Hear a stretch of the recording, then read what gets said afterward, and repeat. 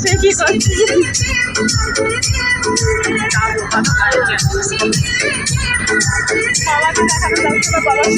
Hello, good morning সকলকে। এটা ছিল আমাদের পুরীতে তৃতীয় সকাল, অর্থাৎ চতুর্থ দিন এবং একই সাথে লাস্ট দিন। আগের দিনটা পুরোপুরি আমরা কাটিয়েছি মন্দিরে পুজো দিয়ে এবং সমুদ্রে স্নান করে। ফলত শেষ দিনে আমরা চলে গিয়েছিলাম কোণার্কের সূর্য মন্দির, যেটা পুরীর একটি বিখ্যাত মন্দির। সেইখানে সকলে মিলে গিয়েই কি কি দেখলাম সেটা আপনাদের দেখিয়ে দিই, চলুন।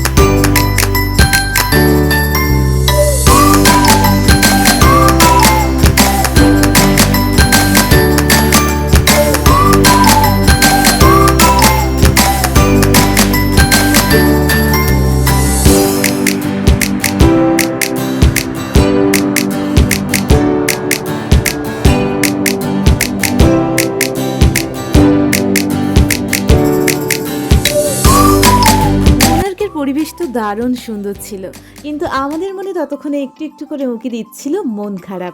কারণ আজকে রাতের ট্রেনেই আমাদের ফিরতে হবে বাড়ি, তাই কোনো রকম মন খারাপের দৃশ্যকে স্মৃতিবন্দি করে রাখলাম না।